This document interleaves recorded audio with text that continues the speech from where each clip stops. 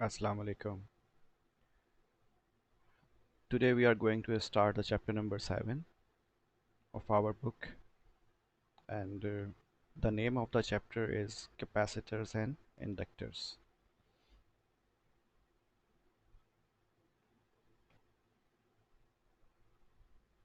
Okay, तो सबसे पहले जो है हम जो हमारा टॉपिक है वो है एक्टिव और passive elements, right? So we will define the active elements first. So the definition of active elements is an element that is capable of providing an average power greater than 0 to some external device. यानी कि कोई भी ऐसा element जिसमें ये सलाहियत मौजूद हो कि वो किसी भी एक्सटर्नल डिवाइस को एक एवरेज पावर डिलीवर कर सके, और वो एवरेज पावर जो है वो ज़ीरो से लाजमी बात है कि बड़ी होनी चाहिए। तो हम उस एलिमेंट को क्या कहेंगे? एक्टिव एलिमेंट कहेंगे। Where the average is taken over an infinite time interval.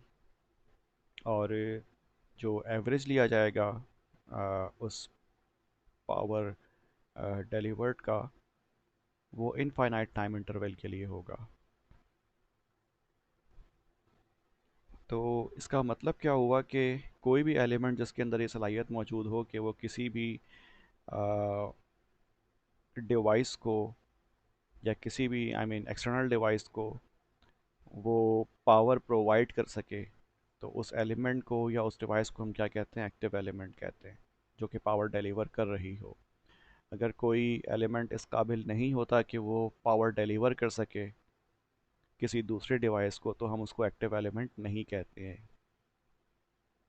ठीक है, इसमें बस एक चीज़ की कमी है, या फिर इसमें एक चीज़ का इजाफा कर लीजिए कि कुछ कंपोनेंट्स ऐसे भी होते हैं जिनको हम एक्टिव एलिमेंट कंसिडर करते हैं, या इलेक्ट्रॉनिक इंजीनियर्स जो हैं वो कंसिडर करते हैं active element, because they have the capability of amplification, कि वो सिग्नल्स को एम्पलीफाई करने की सलाहियत रखते हैं। जैसे कोई बहुत छोटा सिग्नल होगा अगर हमारे पास, just like an ECG signal, जो इलेक्ट्रोकार्डियोग्राम का सिग्नल होता है, हार्ट के जो क्या कहते हैं, एक्शन पोटेंशियल्स होते हैं, तो उनकी जो पीक होती है वो बहुत कम होती है, उनका जो एम्पलीट्यूड होता है उन वोल्टेजेस का वो बहुत कम होता है, लाइक इन मिली वोल्ट्स होता है वो, मिली और फिर नैनो वोल्ट्स। तो डेफिनेटली उसको हमें फिर अगर ऑब्ज़र्व करना हो, या जो इलेक्ट्रिकल सिग्नल जो फ्लो हो रहा होगा, यानी कि जो हार्ट सिग्नल जनरेट कर रहा है, उसको अगर हमें देखना होगा तो उस सिग्नल को हमें एम्पलीफाई करना होगा, मीन्स की एम्पलीट्यूड हमें इंक्रीज़ करनी होगी। तो हम कुछ कंपोनेंट्स यूज़ करते हैं जो कि उन सिग्नल्स को क्या करता है? एम्पलीफाई करता है, यानी कि बड़ा करके दिखाता है, या फिर उनकी एम्पलीट्यूड में इजाफा कर देता है। तो उन्हें हम एम्पलीफायर्स कहते हैं। तो आमतौर पे जो एम्पलीफायर्स होते हैं जो कि सिग्नल को बड़ा करके दिखाते हैं हमें आउटपुट पे, यानी कि उनका इनपुट कम होता है बहुत और आउटपुट बहुत ज़्यादा होता है, तो ऐसे एलिमेंट्स को भी हम कंसिडर करते हैं कि वो एक्टिव एलिमेंट हैं। लेकिन जो सोलली या जो बेसिक डेफिनेशन है वो यही है कि अगर एलिमेंट इस काबिल है कि वो एनर्जी प्रोवाइड कर सकता है किसी एक्सटर्नल डिवाइस को, तो हम उस एलिमेंट को कंसिडर करते हैं एज एन एक्टिव एलिमेंट। ठीक है, और ये पावर जो है ये कॉन्स्टेंटली वो डिलीवर कर रहा हो, because it should be averaged to an infinite interval of time. तो all sources are active elements. ठीक है, जो हमारा सेकंड पॉइंट है वो क्या है? All sources are active elements. जितने भी आइडियल सोर्सेज होती हैं वो तमाम की तमाम एक्टिव एलिमेंट होती हैं। यहाँ पे आइडियल सोर्सेज का नाम लिखा हुआ है बिकॉज उसकी वजह क्या है? इफ़ यू रिमेंबर, अगर हम एक आइडियल वोल्टेज सोर्स की बात करते हैं तो ये हमारे पास एक आइडियल वोल्टेज सोर्स होगा। ठीक है, और इस वोल्टेज सोर्स के साथ आगे आप एक लोड यहाँ पर अटैच करते हो, ठीक है, आर एल। तो इस वोल्टेज सोर्स की अगर ये आइडियल है तो इसका अपना कोई रेजिस्टेंस नहीं होगा, there will be no R S. ठीक है, R S is equals to 0 ohm, then it will be considered as an ideal source. Current के केस में भी कुछ इसी की तरह से होता है। अगर करंट सोर्स है हमारे पास, तो यहाँ पर भी हम क्या लगाते हैं, एक आर एल लगा देते हैं। ठीक है, और ये करंट सोर्स है। तो यहाँ पर हमारे पास पैरेलल में जो आर पी होता था उसकी वैल्यू क्या होगी, ज़ीरो होगी, अगर ये आइडियल करंट सोर्स है। ठीक है, तो इसका मतलब क्या होता है कि जो सोर्स है उसने एक्चुअली जो पावर डिलीवर करना है वो किसको करना है, लोड को करना है। ठीक है, source has to provide the power और energy to the load rather than it will consume, it starts consuming its own power. तो अगर हमारे पास कोई आइडियल जैसे वोल्टेज सोर्स नहीं है, एक प्रैक्टिकल वोल्टेज सोर्स है, ये एक प्रैक्टिकल वोल्टेज सोर्स है, इसके साथ सीरीज़ में क्या लगा होगा, आर एस लगा होगा। और फिर हम यहाँ पर इसके टर्मिनल्स पे, एंड पे या आउटपुट टर्मिनल्स पे हम क्या अटैच करते हैं, आर एल अटैच करते हैं।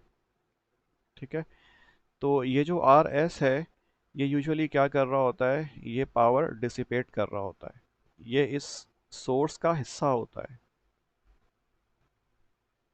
तो इसीलिए हम इसको क्या कहते हैं, प्रैक्टिकल वोल्टेज सोर्स।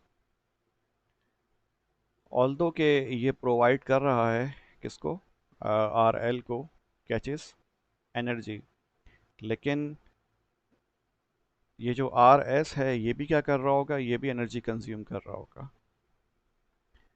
तो इसीलिए यहाँ पर क्या बताया गया है कि आइडियल सोर्सेज जो होंगी वो तमाम की तमाम एक्टिव एलिमेंट होती हैं, क्योंकि उनका पर्पस क्या होता है कि वो किसी भी एक्सटर्नल लोड को एनर्जी प्रोवाइड कर रही होती हैं, उसमें इनके अपने लोड का जिक्र शामिल नहीं होता।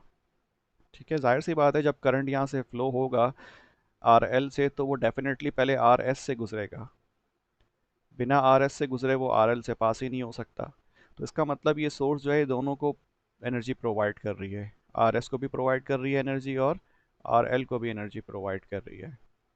तो चूंकि ये दोनों डिवाइसेस को एनर्जी प्रोवाइड कर रही है, इसी वजह से ये क्या कहते हैं, हम ये बात कहेंगे कि यहाँ पर जो आर एस है इसको हम कंसिडर नहीं कर रहे होंगे। ठीक है, तो प्रैक्टिकल सोर्सेज भी जो होती हैं वो डेफिनेटली वो भी एक्टिव होती हैं, लेकिन हम उसमें आर एस को कंसिडर नहीं करते हैं, बिकॉज हम कंसिडर करते हैं किसी भी एक्सटर्नल लोड को एनर्जी प्रोवाइड करना। ठीक है, तो बस ये छोटा सा डिफरेंस है, और यही बिल्कुल हमारे पास जो करंट सोर्सेज होती हैं उन पे भी लागू होता है। थर्ड पॉइंट है, operational amplifier is also considered as an active device because of its ability to amplify the weak signals.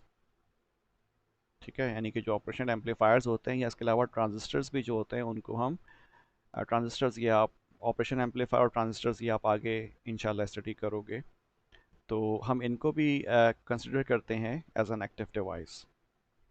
लेकिन इनकी रीज़न ये नहीं होती कि ये एनर्जी प्रोवाइड कर रहे होते हैं किसी भी एक्सटर्नल डिवाइस को। इनका पर्पज़ यूजुअली क्या होता है कि ये एम्पलीफिकेशन करते हैं। These op amps can be a part of source. ठीक है, ये आप सोर्स का हिस्सा बना सकते हो, लेकिन इनका मेन पर्पज़ क्या होता है, एम्पलीफिकेशन होता है। तो चूंकि ये किसी भी सिग्नल को बड़ा करके दिखा रहे होते हैं, यानी कि अपनी तरफ से उसमें एनर्जी प्रोवाइड कर रहे होते हैं या फिर डाल रहे होते हैं, किसी भी तरह से कोई भी प्रोसेस हो, बट उस सिग्नल को ये बड़ा करके दिखा रहे होते हैं, means they are actually providing some energy to the small signal. That's why we usually consider these elements as an active element. ठीक है, तो ऑपरेशनल एम्पलीफायर्स, इनको हम शॉर्ट में ऑप एम्प्स भी कहते हैं, ये हों या फिर ट्रांजिस्टर्स हों, इनको हम एक्टिव एलिमेंट कंसिडर करते हैं। ऑल्दो के जो ऑपरेशन एम्पलीफायर होता है वो बेसिकली बनता ही ट्रांजिस्टर से, बहुत सारे ट्रांजिस्टर्स आपस में कंबाइन होते हैं, उसके बाद फिर ऑप एम्प बना रहे होते हैं। ठीक है, तो इससे जो एम्पलीफायर्स का जो गेन होता है, gain means ratio between the output and the input, तो ये काफ़ी ज़्यादा होता है, और इन्हीं को बढ़ाने के लिए हम मल्टीपल स्टेजेस ऑफ ट्रांजिस्टर्स आपस में अटैच करते हैं और फिर हमें ऑप एम्प मिलता है।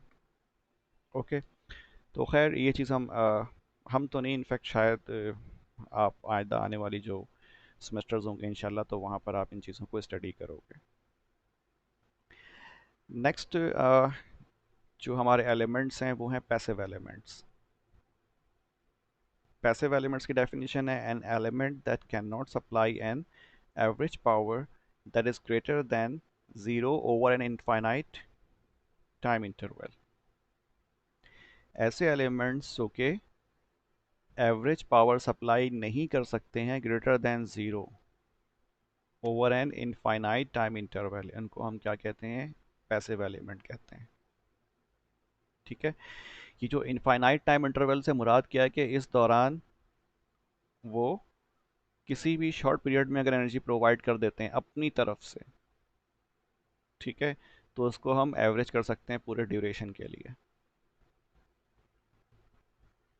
Because that will be a part of that infinite interval of time. इसका मतलब क्या है कि अगर लेट सपोज ये हमारे पास एक टाइम लाइन है और इस टाइम लाइन में कुछ देर के लिए लेट सपोज हमने जो सप्लाई लगाई थी उसने एनर्जी प्रोवाइड करी, तो ये माइनस इनफाइनाइट हो गया और ये प्लस इनफाइनाइट हो गया। अब जब आप एवरेज करोगे, ठीक है, यहाँ से लेकर के यहाँ तक यानी कि स्टार्टिंग पॉइंट से और एंड पॉइंट तक, तो उसमें कुछ पोर्शन में यानी कि कुछ टाइम के दौरान इसने एनर्जी प्रोवाइड करी होगी, तो इसको हम क्या कर सकते हैं? इसको हम एवरेज कर लें तो हमें एक नॉन ज़ीरो वैल्यू मिल जाएगी। ठीक है, तो इसका मतलब क्या हुआ कि किसी भी लम्हे इस इनफाइनाइट टाइम में अगर इसने एनर्जी प्रोवाइड करी है अपनी तरफ से, तो definitely it will become a non zero energy. ठीक है, और पैसिव एलिमेंट में क्या होता है कि इस दौरान यानी कि माइनस इनफाइनाइट से सॉरी ये क्या हो गया?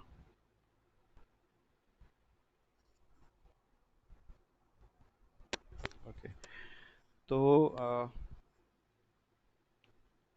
ये माइनस इनफाइनाइट और ये प्लस इनफाइनाइट। ठीक है, जो पैसिव एलिमेंट्स होते हैं वो इस होल ड्यूरेशन में यानी कि यहाँ से लेके यहाँ तक किसी भी पॉइंट पे जो एनर्जी होती है वो क्या होगी? ज़ीरो होगी, यानी किसी भी पॉइंट पे ये एक्टिव नहीं होंगे, यानी कि एनर्जी सप्लाई नहीं करेंगे। तो जब ये एनर्जी सप्लाई नहीं करेंगे तो इसका मतलब अगर आप इसका एवरेज ले लो, ठीक है, अगर इसका आप एवरेज ले लो या मीन ले लो, तो वो भी क्या मिलेगा आपको? ज़ीरो ही मिलेगा। ठीक है जी, तो एवरेज से मुराद average for an infinite interval of time, इसका मतलब ही यही है। डेफिनेटली कोई भी सोर्स पूरी ज़िंदगी के लिए तो एनर्जी प्रोवाइड नहीं कर सकती ना, उसके अंदर लिमिटेड पावर या लिमिटेड एनर्जी उसमें स्टोर होगी, तो जितनी स्टोर होगी वही वो प्रोवाइड करेगी, और डेफिनेटली वो एक सर्टेन ड्यूरेशन के लिए होगी। लेकिन वो जो सर्टेन ड्यूरेशन है, अगर उसको आप कंसिडर कर लो as a part of infinite interval of time, ठीक है, तो ये एवरेज जब इसका आप करेंगे तो आपको क्या मिलेगा? नॉन ज़ीरो वैल्यू मिलेगी। यानी कि कायनात बनने से और कायनात ख़त्म होने तक अगर इसने किसी भी लम्हे में एनर्जी प्रोवाइड कर दी है, तो इसका मतलब ये वैल्यू ज़ीरो से बढ़ जाएगी, इसका एवरेज। ठीक है, लेकिन अगर कायनात बनने से और कायनात ख़त्म होने तक अगर ये एनर्जी प्रोवाइड नहीं करता, इसका मतलब इसका एवरेज क्या हो जाएगा? फिर ज़ीरो हो जाएगा। तो वो एलिमेंट्स जो कि एनर्जी प्रोवाइड ही नहीं कर सकते, उनको हम क्या कहते हैं? पैसिव एलिमेंट्स कहते हैं। इसीलिए यहाँ पे मेंशन है कि an element that can not supply an average power. ठीक है, कोई भी एलिमेंट जो कि एवरेज पावर सप्लाई ही नहीं कर सकता हो, जिसकी वैल्यू क्या एवरेज पावर की? वो ज़ीरो से ज़्यादा हो over an infinite time interval. ठीक है, उसको हम क्या कहेंगे? पैसिव एलिमेंट कहेंगे। बिकॉज देखें, ये मुमकिन है कि अगर एक बैटरी लगी हुई है, ठीक है, फ़र्ज़ करें ये हमारे पास क्या है? एक बैटरी है,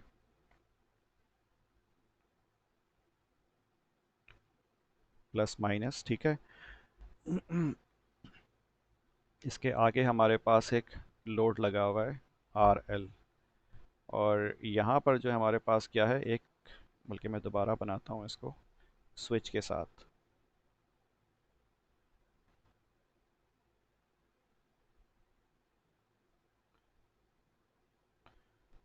ठीक है, t is equals to 2 second,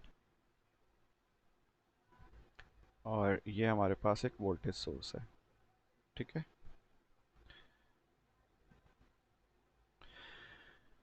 इसका मतलब क्या हुआ कि जब time t is equals to 2 second होगा तो ये जो स्विच है ये क्या हो जाएगा? क्लोज हो जाएगा। यानी कि अगर हम time interval let suppose 0t से स्टार्ट करें, ये हमारे पास टाइम है, ठीक है, 0t से अगर इसको स्टार्ट करें और कहाँ तक इसको लेके जाएं? इनफाइनाइट टाइम तक लेके जाएं। ठीक है, तो अगर आप गौर करें तो 0 से लेकर के 2 सेकेंड तक इसकी जो एनर्जी होगी वो क्या होगी? ज़ीरो होगी। ये 2 सेकेंड है, इसकी एनर्जी क्या होगी, ज़ीरो होगी। लेकिन 2 सेकंड के बाद अगर इसके वोल्टेज जो है वो 2 वोल्ट है, या चले 3 वोल्ट कर लेते हैं, तो 2 सेकंड के बाद जो है ये स्विच जो होगा वो क्या हो जाएगा, वो क्लोज होगा। क्लोज होने का मतलब क्या है, अब इसमें जो है एनर्जी प्रोवाइड करने की एबिलिटी आ जाएगी, यानी कि अब ये लोड को वोल्टेज प्रोवाइड करेगा। ठीक है। और कब तक करता रहेगा, 3 volt, up to infinite interval of time, जब तक ये ख़त्म नहीं हो जाता। तो इसका मतलब क्या हुआ कि हमने इसको एवरेज कहाँ तक करना है, इनफाइनाइट तक करना है। अगर हम इसका एवरेज 2 सेकंड का लेंगे तो ये एनर्जी प्रोवाइड कर रहा होगा, नहीं कर रहा होगा, ज़ीरो होगा, बिकॉज स्विच ही क्लोज नहीं था। ठीक है, सर्किट कंप्लीट नहीं था। तो इस दौरान जो है क्या ये एक्टिव एलिमेंट के तौर पे एक्टिव कर रहा होगा, यानी कि 0 से लेकर के 2 सेकंड तक नहीं कर रहा होगा, क्योंकि स्विच क्लोज नहीं है तो एनर्जी प्रोवाइड नहीं कर रहा। तो अगर हम इसका एवरेज इन 2 सेकंड्स में लेंगे तो it will behave like a passive element या नॉन एक्टिव एलिमेंट। लेकिन after 2 second it will behave like an active element. ठीक है, तो हमें यूजुअली अगर किसी भी एलिमेंट को देखना है कि वो एक्टिव है कि नहीं है, तो हम जो एवरेज करते हैं वो इनफाइनाइट इंटरवल ऑफ टाइम के लिए करते हैं, क्योंकि इसमें वो टाइम भी शामिल हो जाएगा जब वो एक्टिव था, और वो टाइम भी शामिल होगा जब वो एक्टिव नहीं था। तो अगर हमें नॉन ज़ीरो वैल्यू मिलती है एवरेज करने के बाद, इसका मतलब क्या होगा कि वो बेसिकली एक्टिव एलिमेंट, बिकॉज इसने किसी भी लम्हे या किसी भी ड्यूरेशन में इसने कुछ एनर्जी प्रोवाइड तो करी। लेकिन अगर एक रजिस्टर है और उसको हमने लगाया हुआ है, यानी कि दो रजिस्टर हैं, ये हमारे पास एक रजिस्टर हो गया, इसके साथ सीरीज में एक रजिस्टर हो गया, और ये एक रजिस्टर हो गया। ठीक है, अब इसको हम कंसिडर कर रहे हैं जनाब कि ये रजिस्टर जो है एनर्जी प्रोवाइड करे इस आर एल को, तो क्या ये मुमकिन है? ये मुमकिन ही नहीं है कि यहाँ से यहाँ तक current flow. It will always remain zero for an infinite interval of time. अगर आप इसका एवरेज लेंगे, ठीक है, current flowing through this R L for an infinite interval of time, what you will get, you will always get zero, क्योंकि ये register कभी भी एनर्जी प्रोवाइड नहीं करेगा किसी भी इंटरवल में। ठीक है, तो आई होप समझ में आ गया होगा। तो इसी वजह से जो है, जो रजिस्टर्स जो होते हैं, the registers falls into this category. जो रजिस्टर्स होते हैं वो इस कैटेगरी में फॉल करते हैं, यानी कि पैसिव एलिमेंट में, because they always consume energy, they can not provide energy at all. The energy it receives is usually transformed into heat. वो एनर्जी जो कि रिसीव करते हैं वो हीट में ट्रांसफॉर्म हो जाती है, and it never supplies energy, और ये कभी भी एनर्जी सप्लाई नहीं कर सकते। Okay okay? अच्छा जी, नेक्स्ट टॉपिक है हमारा ideal capacitor. A capacitor consists of two conducting surfaces on which charge may be stored, separated by a thin insulating layer that has a very large resistance। ठीक है, एक capacitor क्या होता है, ये दो कंडक्टिंग सरफेसेस पे मुश्तमिल होता है जिनके ऊपर चार्ज स्टोर होते हैं, और इन दोनों सरफेसेस की जो सेपरेशन होती है या जिन दोनों का फासला होता है वो बहुत कम होता है। ठीक है, और इन दोनों के बीच में क्या होता है, एक इंसुलेटिंग लेयर होती है जिसकी रेजिस्टेंस काफ़ी ज़्यादा हाई होती है। तो अगर हम एक कैपेसिटर बनाना चाहें तो हम कुछ इस तरह से बना सकते हैं। ठीक है, ये हमारे पास एक प्लेट हो गई, और इसी के साथ जो होगी वो क्या हो जाएगी, हमारे पास दूसरी प्लेट होगी।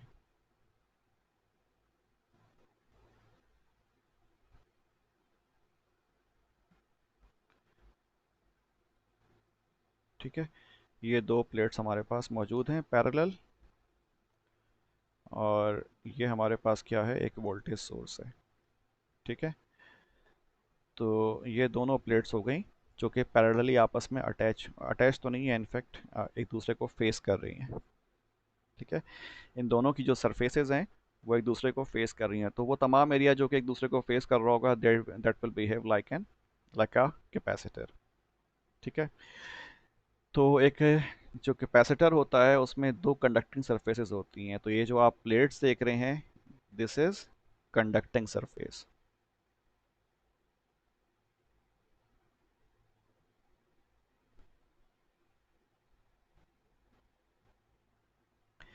और इन सरफेसेस के ऊपर क्या होगा, चार्ज स्टोर हो जाएगा। तो यहाँ पर हमारे पास ये पॉजिटिव एंड है और ये नेगेटिव एंड है, तो यहाँ पर हमारे पास क्या होगा, पॉजिटिव चार्जेस आकर के स्टोर हो सकते हैं इस वाली प्लेट पे। ठीक है, और जो दूसरी प्लेट है वहाँ से वहाँ पे नेगेटिव चार्जेस स्टोर होंगे। और जो नंबर ऑफ चार्जेस होंगे पॉजिटिव और नेगेटिव दोनों क्या होंगे, इक्वल होंगे। ठीक है। अच्छा, इन दोनों के बीच में जो है, इन दोनों प्लेट्स के सेंटर में हमारे पास एक डिस्टेंस होना चाहिए। ठीक है, अगर हम देखें तो यहाँ से लेकर के यहाँ तक क्या होगा, एक डिस्टेंस होगा, इसको हम स्मॉल डी से रेफर करते हैं। सही। तो ये बेसिकली हमारे पास क्या होता है, इसमें हमारे पास बीच में डाइलेक्ट्रिक होता है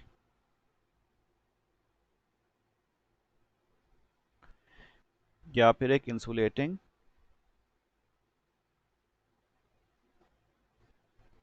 मटेरियल होता है।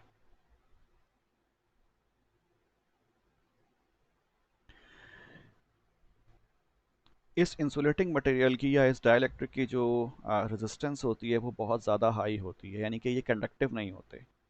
ठीक है, अगर ये दोनों प्लेट्स को टच भी कर रहे होंगे इनकी सरफेसेस को, तब भी इनमें से चार्जेस जो हैं फ्लो नहीं हो सकते, यानी कि एक प्लेट से दूसरी प्लेट में नहीं जा सकते। ठीक है, सो दिस डाइलेक्ट्रिक और this insulating material will not provide a conducting path. ठीक है, आइडियली ऐसे ही होना चाहिए। ओके। तो इस तरह से जो है कैपेसिटर बनता है। ठीक है, इसकी रेजिस्टेंस बहुत हाई होती है डाइलेक्ट्रिक या इंसुलेटिंग मटेरियल की, जो कि दोनों के दरमियान फासला मौजूद होता है, उसके दरमियान मौजूद होते हैं। अच्छा, ये जो डी होता है हमारे पास डिस्टेंस, ये बहुत कम होता है। ठीक है, और जितना फासला कम होगा उतनी कैपेसिटेंस क्या होती है, बढ़ती है। वो हम अभी आगे देखते हैं जब इसका फार्मूला आएगा हमारे पास। ठीक है जी।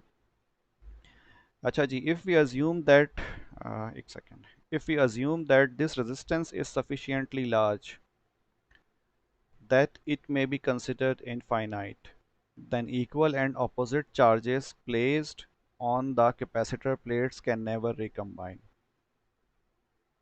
at least by any path within the element।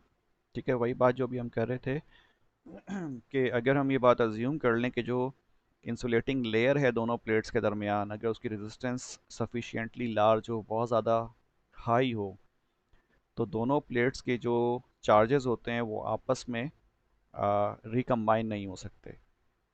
ठीक है, यानी कि अगर इन रेजिस्टेंस इनफाइनाइट के करीब हो या बहुत ज़्यादा बड़ी हो, मेगा ओम्स में हो, गीगा ओम्स में हो, तो क्या होगा, चार्जेस फ्लो नहीं होंगे। जब फ्लो नहीं होंगे तो वो रिकम्बाइन नहीं हो सकते, यानी कि पॉजिटिव चार्जेस निकल के नेगेटिव प्लेट में नहीं जाएंगे from the path of dielectric या इंसुलेटिंग मटेरियल। ठीक है, the construction of the physical device is suggested by the circuit symbol shown in figure. ठीक है, ये जो फिजिकल डिवाइस होती है हमारे पास कैपेसिटर की, उसका जो सिंबल होता है वो आपको यहाँ पर दिखाया गया है, इस तरह से इसका सिंबल होता है। ठीक है, इसमें हमारे पास दो पैरेलल प्लेट के लिए हम सिंबल यूज़ करते हैं, एक सिंगल लाइन और फिर थोड़ी सी कर्व लाइन। ठीक है, तो ये क्या बन जाता है, कैपेसिटर बन जाता है। ये कर्व लाइन लाजमी नहीं है, आम तौर पे कभी कभार ये दो पैरेलल लाइंस भी होती हैं। ठीक है, this also shows the capacitor. फ़र्क क्या होता है कि अगर इसमें कर्व लाइन होगी, ठीक है, जैसा कि ये वाला पार्ट आप देख रहे हैं, ये कर्व्ड लाइन है, यानी कि कर्व्ड एरिया है, तो ये नेगेटिव साइड होती है, और जो स्ट्रेट लाइन होती है वो पॉजिटिव होती है। ठीक है, तो अगर हमारे पास कैपेसिटर क्या है, पोलर है, यानी कि उसके पोल्स डिफाइन हैं, प्लस और माइनस। ठीक है, उसकी प्लेट्स जो हैं वो पहले से पता है कि कौन सी पॉजिटिव और कौन सी नेगेटिव है, तो हम सिंबल कौन सा यूज़ करते हैं, फिर हम सिंबल ये वाला यूज़ करते हैं। ठीक है, इसमें ये एंड नेगेटिव हो जाता है और ये एंड पॉजिटिव होता है। लेकिन कुछ नॉन पोलर कैपेसिटर्स भी होते हैं जिसमें हमारे पास पोल्स फिक्स नहीं होते। ठीक है, तो फिर वहाँ पर हम ये स्ट्रेट लाइन इस्तेमाल करते हैं दोनों। ठीक है, तो इस चीज़ को जहन में रखिएगा कि सिंबल किस तरह से होता है। ओके, इस कैपेसिटर के अक्रॉस जो हमारे पास ये वोल्टेज V मौजूद है, और इसमें से जो करंट फ्लो हो रहा है वो I फ्लो हो रहा है। ठीक है, और आई का जो फार्मूला है या जो एक्सप्रेशन है आई और वोल्टेज की रिलेशनशिप, वो basically I is equals to C D V upon D T. ठीक है। अब देखें, अगर आप गौर करें इसमें I is equals to C D V upon D T, तो आपको पता होगा कि ये जो D upon D T of V है, this is basically rate of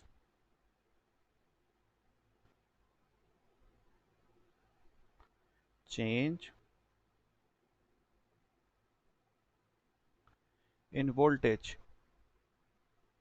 ठीक है, कि वोल्टेज कितनी तेज़ी से चेंज हो रहा है। It is not only the voltage. ठीक है, this D V upon D T is actually the rate of change of voltage. तो अगर आप इस रिलेशन पे गौर करें तो this D V upon D T is the rate of change of voltage, या फिर इसको आप स्लोप भी कह सकते हो। This C is constant. ठीक है, ये सी जो है वो क्या है, कांस्टेंट है। तो ये बात जहन में रखिएगा कि ये जो रिलेशन है I is equals to C D V upon D T, this is only valid for the capacitor, and this is the relation between the current and the rate of change of voltage of the capacitor। ठीक है, इसका मतलब क्या हुआ, देखें rate of change of voltage से मुराद क्या है, फ्रीक्वेंसी ऑफ द वोल्टेज। ठीक है, कि जो वोल्टेज है वो कितनी तेज़ी से चेंज हो रहा है। आपको पता है कि जो वोल्टेज होता है हमारे पास, जो सप्लाई होती हैं वो दो तरह की होती हैं, डीसी सप्लाई और एसी सप्लाई। डीसी में कोई वेरिएशन नहीं होती। हमारे पास जो बैटरीज होती हैं उनकी वोल्टेज फिक्स होता है। ठीक है, अगर 3 वोल्ट की बैटरी है तो इसका मतलब ये कॉन्स्टेंटली आपको क्या करेगी, 3 वोल्ट सप्लाई करती रहेगी for an infinite period of time ideally. ठीक है, इसका वोल्टेज क्या होगा, फिक्स होगा, 3 वोल्ट, चेंज नहीं होगा। लेकिन अगर एक एसी सप्लाई है और ये 220 वोल्ट की है, तो इसका मतलब क्या होगा, ये एसी है और 220 है, तो ये 220 बेसिकली फिक्स नहीं होगा। ठीक है, अगर हम वेव फॉर्म को देखें, ये कॉन्स्टेंटली क्या होगा, ये चेंज हो रहा होगा इस तरह से। ठीक, इसका एवरेज या फिर इसकी आरएमएस वैल्यू 220 होगी, लेकिन अगर आप इसको विद रेस्पेक्ट टू टाइम अगर ऑब्जर्व करेंगे, ठीक है, तो ये कॉन्स्टेंटली क्या होगा, वोल्टेज कम या फिर ज़्यादा हो रहा होगा, और ये प्लस और माइनस दोनों में होगा। ठीक है, लाजमी है कि ये किस में हो, प्लस में भी हो और माइनस में भी हो, तभी ये क्या कहलाएगा, एसी कहलाएगा। अगर हमारे पास एक सिग्नल है जो कि इस तरह से है, तो ये एसी सिग्नल नहीं है। हालांकि वेरिएशन यहाँ पे भी है, वोल्टेज कम से क्या हुआ, हाई हुआ, फिर हाई से फिर क्या हो गया, लो हो गया, फिर ये ज़ीरो हो गया कुछ देर के लिए। ठीक है, फिर दोबारा ये हाई हुआ, फिर लो हुआ। अब ये नेगेटिव में नहीं आया है, ये कॉन्स्टेंटली कहाँ पर मौजूद है, पॉजिटिव में ही मौजूद है, पॉजिटिव हाफ में ही मौजूद है। मीन सिग्नल नेगेटिव नहीं हुआ, या जो वोल्टेज है वो नेगेटिव नहीं हुआ, बट स्टिल ये डीसी होगा। इसको हम क्या कहते हैं, पल्सेटिंग डीसी कहते हैं।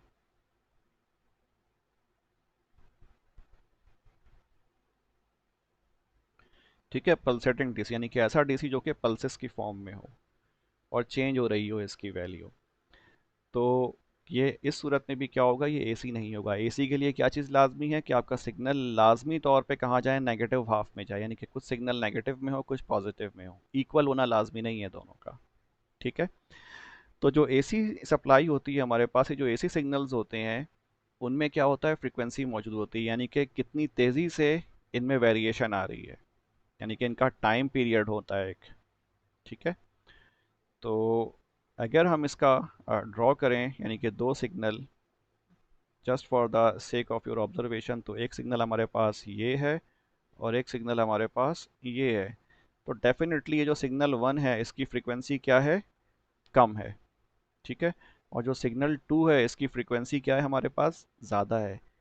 ठीक है, यहाँ पर सेम टाइम में ज़्यादा वेरिएशन आई है, यानी कि इसका रेट ऑफ चेंज, अगर ये वोल्टेज हो गया हमारे पास, सॉरी ये टाइम हो गया, और इधर वोल्टेज, इधर ये भी टाइम और ये वोल्टेज।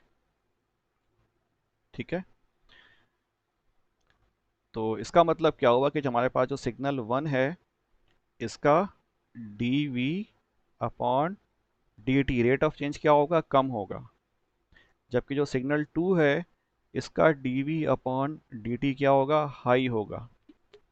जब हम इसको डिफ्रेंशिएट करेंगे तो हमें हायर वैल्यू मिलेगी। क्यों? क्योंकि यहाँ पर टाइम पीरियड क्या है, इधर टाइम पीरियड कम है, ये टाइम पीरियड हो गया इसका, यहाँ पे टाइम पीरियड यहाँ से लेकर के पूरा यहाँ तक टाइम पीरियड है इसका। ठीक है, तो इस केस में क्या होगा, सिग्नल 2 का रेट ऑफ चेंज हमारे पास ज़्यादा है, सिग्नल 1 का रेट ऑफ चेंज हमारे पास कम है। तो इसका मतलब करंट किस में ज़्यादा फ्लो हो रहा होगा, करंट फ्लो हो रहा होगा ज़्यादा from signal 2 in case of capacitor. ठीक है, क्योंकि अगर आप यहाँ पर देखें तो ये I is proportional to D V upon D T बनेगा। यहाँ पे साइन, यहाँ पे जो कांस्टेंट ऑफ प्रोपोर्शनलिटी है वो क्या है, बेसिकली C है। C is constant. कैपेसिटर के प्लेट में जो मैक्सिमम चार्ज स्टोर करने की कैपेबिलिटी होती है वो फिक्स होती है, उससे कम तो कर सकता है, उससे ज़्यादा नहीं कर सकता। ठीक है, तो ये फिक्स होती है। जबकि जो करंट फ्लो हो रहा होगा उस कैपेसिटर से, वो किस पर डिपेंड कर रहा होगा, rate of change of voltage पर डिपेंड कर रहा होगा। जितना rate of change of voltage बढ़ाएंगे या फिर जितना आप फ्रीक्वेंसी बढ़ाओगे उतना ही करंट क्या हो जाएगा, बढ़ जाएगा। ठीक है, अच्छा, अब सवाल ही पैदा होता है कि आप जो दोनों प्लेट्स होती हैं हमारे पास वो तो सेपरेटेड होती हैं, उनके बीच में तो फासला ही नहीं होता, आई मीन वो तो आपस में कनेक्टेड ही नहीं होती। ठीक है, बीच में क्या मौजूद होता है हमारे पास, इंसुलेटिंग मटेरियल होता है, कुछ हवा भरी हुई होगी, इधर एयर हो सकता है।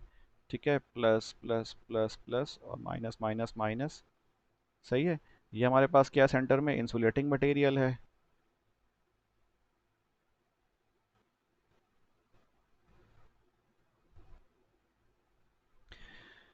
तो यहाँ से यहाँ करंट डायरेक्टली फ्लो नहीं होता, लेकिन होता क्या है कि ये जो प्लेट्स हैं एसी सप्लाई की वजह से बार बार क्या होती हैं, चार्ज होती हैं और फिर डिस्चार्ज होती हैं। यानी कि ये प्लस होगा, जब पोलैरिटी चेंज हो जाएगी तो फिर ये क्या हो जाएगा, माइनस हो जाएगा या फिर ज़ीरो हो जाएगा। सही, तो अगर हम इसको ज़रा ठीक तरीके से बनाना चाहें तो मैं इसको कुछ इस तरह से बना सकता हूँ। ये कैपेसिटर हो गया, यहाँ हमने क्या किया, एक सप्लाई ऐड कर दी। ठीक है, ये प्लस है और ये माइनस है, तो अभी ये प्लस प्लस हुआ। ठीक है, और इसको अगर हम बल्कि प्लस माइनस ना करें, इसको हम एसी सिग्नल बना लेते हैं। ठीक है, दिस इज़ एसी सिग्नल। तो जब पोलैरिटी पॉजिटिव होगी तो ये चार्ज, ये जो प्लेट है ये क्या हो जाएगी, पॉजिटिव में कन्वर्ट हो जाएगी और सामने इसके नेगेटिव आ जाएगा। जब ये सिग्नल कहाँ जाएगा, नेगेटिव रीजन में जाएगा, तो यहाँ पर माइनस आ जाएगा चार्जेस और यहाँ पे क्या हो जाएंगे, प्लस हो जाएंगे आकर के। अब ये जो वायर है, अगर हम यहाँ पर एक एमीटर लगा दें, ठीक है, तो ये कॉन्स्टेंटली क्या क्या शो कर रहा होगा, फ्लो ऑफ करंट शो कर रहा होगा। करंट का फ्लो कॉन्स्टेंटली शो कर रहा होगा ये, बिकॉज ये प्लेट्स जो हैं ये चार्ज और डिस्चार्ज मुस्तकिल तौर पे हो रही हैं। ठीक है, तो जितनी तेज़ी से ये चार्ज होगा और डिस्चार्ज होगा, इसका मतलब उतना ही ज़्यादा इस वायर में से करंट फ्लो हो रहा है। ठीक है, और ये चार्ज और डिस्चार्ज कब ज़्यादा होगा, जब हमारे पास जो सिग्नल है या जो सोर्स है उसकी फ्रीक्वेंसी क्या होगी, ज़्यादा होगी। ठीक है जी, आई होप कि ये बात आप लोगों को समझ में आ गई होगी। अच्छा, अब ये जो कैपेसिटर होता है, ठीक है, इसमें से तो करंट फ्लो हो रहा है, लेकिन ये करंट फ्लो बेसिकली इन प्लेट्स के दरमियान नहीं हो रहा है। ठीक है, करंट यहाँ से यहाँ जंप नहीं कर रहे हैं, यानी कि जो चार्जेस हैं प्लस चार्ज वो यहाँ से जंप करके इधर नहीं आ जाता है। ठीक है, अगर एक वायर होगा या एक रेजिस्टेंस होगी तो रेजिस्टेंस में क्या होता है, चार्ज अगर यहाँ प्लस है तो ये जंप करके यहाँ आ जाएगा, यानी कि इसमें से फ्लो होगा एक तरह से। लेकिन इस केस में ऐसा नहीं होता, इसमें से फ्लो नहीं करता। सिर्फ होता क्या है, जो प्लेट्स होती हैं वो चार्ज और डिस्चार्ज हो रही होती हैं मुस्तकिल। ठीक है, अगर पॉजिटिव हाफ में ये प्लेट पॉजिटिव है और ये प्लेट नेगेटिव है, तो जब अगला हाफ आएगा तो ये वाली प्लेट क्या हो जाएगी, नेगेटिव हो जाएगी, और ये वाली प्लेट क्या हो जाएगी, पॉजिटिव हो जाएगी। ठीक है, तो कॉन्स्टेंटली जो वायर यहाँ पे लगा हुआ होगा हमारे साथ, इसके साथ अगर हम एमीटर लगा दें तो ये चार्जेस का फ्लो शो कर रहा होगा मुस्तकिल तौर पे। और जितनी तेज़ी से ये चार्ज और डिस्चार्ज हो रहा होगा उतना ही मैग्नीट्यूड ऑफ करंट यानी कि एम्पियर क्या होगा, वो ज़्यादा शो हो रहे होंगे। सही, तो जो कैपेसिटर्स होते हैं उनकी जो रेजिस्टेंस, जिसको हम आमतौर पे, जिसका नाम क्या होता है, रिएक्टेंस होता है, REACTANCE। कैपेसिटर्स की रेजिस्टेंस नहीं होती है, ये रिएक्टेंस होती है। ठीक है, ये बात जहन में रखिएगा कि जो कैपेसिटर्स होते हैं उनकी रेजिस्टेंस नहीं होती, क्योंकि रेजिस्टेंस तो फिक्स होती है। जिस तरह एक रेजिस्टर है हमारे पास, अगर ये 2 ओम का है तो उसकी रेजिस्टेंस फिक्स हो गई 2 ओम। लेकिन जो कैपेसिटर है, ठीक है, इस केस में क्या होगा, कैपेसिटर के केस में हमारे पास रेजिस्टेंस फिक्स नहीं होती। उसकी वजह क्या है? इसकी वजह ये है कि इसकी जो रेजिस्टेंस होती है वो चेंज हो रही होती है with respect to the input signal या frequency of the input signal. अगर आप रेट ऑफ चेंज बढ़ा देंगे, यानी कि डीवी अपॉन डी टी अगर इंक्रीज कर देंगे, ठीक है, अगर D V upon D T increase हो जाएगा तो जवाब में क्या होगा, इसकी जो रिएक्टेंस होगी जिसको हम एक्स सी से सिंबलाइज करते हैं वो क्या हो जाएगी, कम हो जाएगी। जब ये कम होगी तभी क्या होगा, जो करंट की मैग्नीट्यूड है वो बढ़ जाएगी। ठीक है ना? ये बात समझ में आ रही होगी कि करंट कब ज़्यादा फ्लो होता है, जब रेजिस्टेंस कम होती है। ठीक है, करंट कब कम फ्लो होगा, जब रेजिस्टेंस क्या होगी, ज़्यादा होगी। सही। तो इस केस में हमारे पास क्या है कि I is directly proportional to D V upon D T. अगर वोल्टेज की फ्रीक्वेंसी ज़्यादा है तो करंट भी क्या है, ज़्यादा है। अब करंट ज़्यादा है तो इसका मतलब क्या होगा कि रेजिस्टेंस कम होगी। ठीक है, रेजिस्टेंस कम हो जाएगी। अगर D V upon D T यानी कि वोल्टेज की फ्रीक्वेंसी अगर कम है तो करंट भी क्या हो जाएगा, कम हो जाएगा, यानी कि फिर रेजिस्टेंस ज़्यादा होगी। तो चूंकि ये फिक्स नहीं है रेजिस्टेंस, और ये in response to the frequency of the signal होता है, या in the reaction of the frequency of the signal होता है। ठीक है, देखें ये जो रेजिस्टेंस है कैपेसिटर की, ये किसकी वजह से है, ये रिएक्शन है किसका, वोल्टेज की फ्रीक्वेंसी का या फिर करंट की फ्रीक्वेंसी का। तो अगर वोल्टेज की फ्रीक्वेंसी हाई होगी तो इसके रिएक्शन में क्या होगा। ठीक है, अगर वोल्टेज की फ्रीक्वेंसी यानी कि अगर हम इसको एफ वी कह दें, लेट सपोज, अगर ये फ्रीक्वेंसी जो है वोल्टेज की वो हाई है तो उसके रिएक्शन में क्या होगा, रेजिस्टेंस क्या हो जाएगा, कम हो जाएगा। ठीक है, जब रेजिस्टेंस कम हो जाएगा तो इसका मतलब क्या हो जाएगा कि ये फिक्स नहीं है। अगर फ्रीक्वेंसी ऑफ वोल्टेज अगर कम है तो इसका मतलब रेजिस्टेंस की वैल्यू क्या हो जाएगी, हाई हो जाएगी।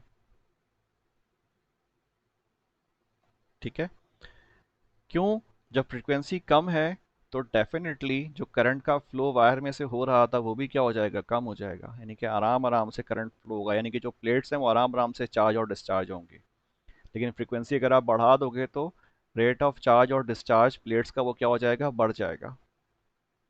ठीक है जी। तो इसका मतलब क्या हुआ कि चूंकि कैपेसिटर्स की जो रेजिस्टेंस होती है वो in reaction to the frequency of the voltage होती है, इसीलिए हम उसको रेजिस्टेंस नहीं कहते, हम उसको क्या कहते हैं, रिएक्टेंस कहते हैं। R E A C T A N C E. ठीक है, और इसको हम एक्स सी से डिनोट करते हैं, X for reactance and C for capacitance. ठीक है, इस चीज़ को थोड़ा सा सही से 2-3 दफ़ा सुनिएगा ताकि आप लोगों को समझ में आ जाए और क्लियर हो जाए ये वाला पॉइंट। ओके। अच्छा जी, the unit of capacitance is ampere second per volt. तो जो कैपेसिटेंस होता है उसकी यूनिट क्या होती है, एम्पियर सेकेंड पर वोल्ट। वो आपको नज़र भी आ रहा है कि जो फार्मूला हमें ये वाला दिया हुआ है, I is equal to C D V upon D T. तो अगर हम यहाँ से सी की वैल्यू निकालें तो क्या हो जाएगा, C is equals to I D T over D V. तो आई की जो यूनिट है वो एम्पियर हो जाएगी, टाइम की सेकंड हो जाएगी। ठीक है, सॉरी ये डी वी होगा इधर, और नीचे क्या हो जाएगा हमारे पास, वोल्ट हो जाएगा। तो ये क्या बन गया, एम्पियर सेकंड पर वोल्ट। ठीक है, और इसको हम क्या कहते हैं, इसको हम कूलम पर वोल्ट भी कहते हैं। ठीक है, जो एम्पियर सेकंड है उसको हम क्या कहते हैं, कूलम पर वोल्ट भी कहते हैं। क्यों, क्योंकि आपको पता है एम्पियर क्या होता है, rate of flow of charge, यानी कि Q अपॉन T होता है। ठीक है, तो अगर हम सी की यूनिट निकालते हैं तो ये क्या आया था हमारे पास, एम्पियर सेकेंड पर वोल्ट। ठीक है, और एम्पियर जो है वो किसके बराबर है, कूलम पर सेकेंड। ठीक है, फिर ये multiply by second divided by volt, तो सेकेंड से सेकेंड कैंसिल हो जाएगा। ठीक है, और ये क्या बचेगा, कूलम पर वोल्ट बच जाएगा। ठीक है जी। Okay, farad is the unit of capacitance and defined as 1 coulomb per volt. और ये जो कूलम पर वोल्ट है, ठीक है, इसको हम क्या नाम देते हैं आमतौर पे, फैरड का नाम देते हैं। इसको हम कैपिटल एफ से डिनोट करते हैं। ठीक है, ये यूनिट है किसकी, कैपेसिटेंस की। ओके, तो फिलहाल बस इतना ही काफ़ी है, फिर नेक्स्ट टाइम इसको आगे फिर फर्दर स्टडी करेंगे। ओके।